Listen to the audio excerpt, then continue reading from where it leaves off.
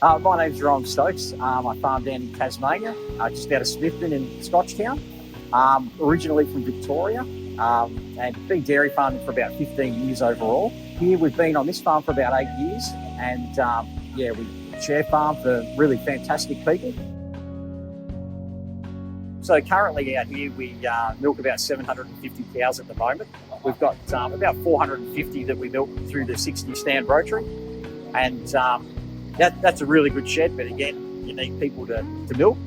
And for the way that we want to farm and what we want to get out of farming, which is more time with our family and other things that we're committed to, like church and stuff like that, we want to be able to get away from the rotary if we can. So currently we're milking 300 cows through the robots, and they've worked really well for us. The transition's been really good. Like first 6 months was pretty tough, but now the cows are used to it. There's no way we'd go back. So we're hoping to add 3 more robots here, get out to 8 robots in total, and then we'll move 500 cows into here, and then we'll just milk our heifers through the rotary, and we think that'll be a pretty good balance for us.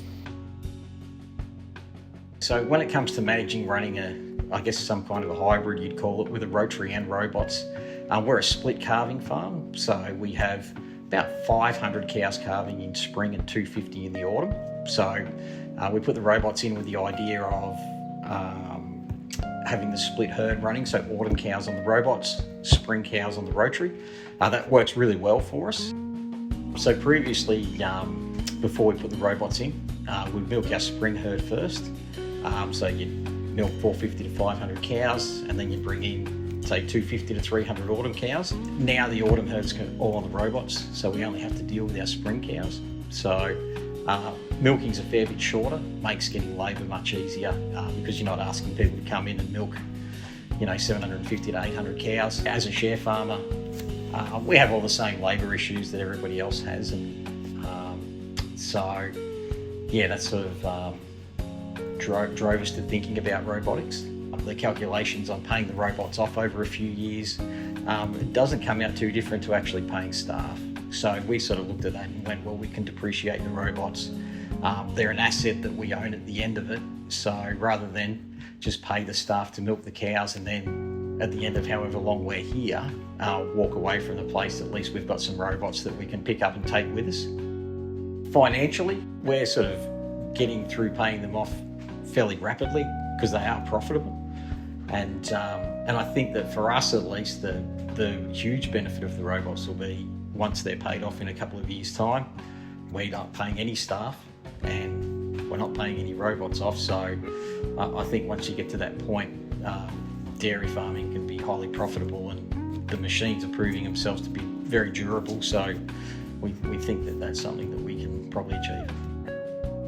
If you're a share farmer out there and you're struggling to get labour, and if you really start to add up the costs of the labour, I think the robots actually make a pretty strong case for themselves. By the time you pay for super and everything else that goes with it, it'd be quite surprising how well robotics stack up versus just doing what everybody else does. There's so many different ways to dairy farm. I like the fact that not everybody does it the same, and if you can see a way to do things differently, generally speaking, you can just give it a go and see what happens. Not really sure about farm ownership. That's a pretty big step. For us, we want to, I suppose, enjoy dairy farming as much as we can for as long as we're doing it for. And so Josh and I think we'll be doing it for a fair while. And so for us, our goals in farming is to hopefully get a system in place where the robots are doing a lot of the work. We don't have a big workforce on the farm, and that'll free us up to do the things that we want to do. So whether that's travelling and spending time with family and all that sort of stuff, doing more things in the community and stuff like that, that's just probably more motivates us than trying to get more land, being there when the kids get home from school, having enough energy to go to all their events that they have at school and not just living like a zombie. We manage to get off the farm and actually get away with our families at certain times of year, and there are definitely times of year that we wouldn't have got away before under a traditional milking system. So that time that we value with our families, that's probably our main goal actually.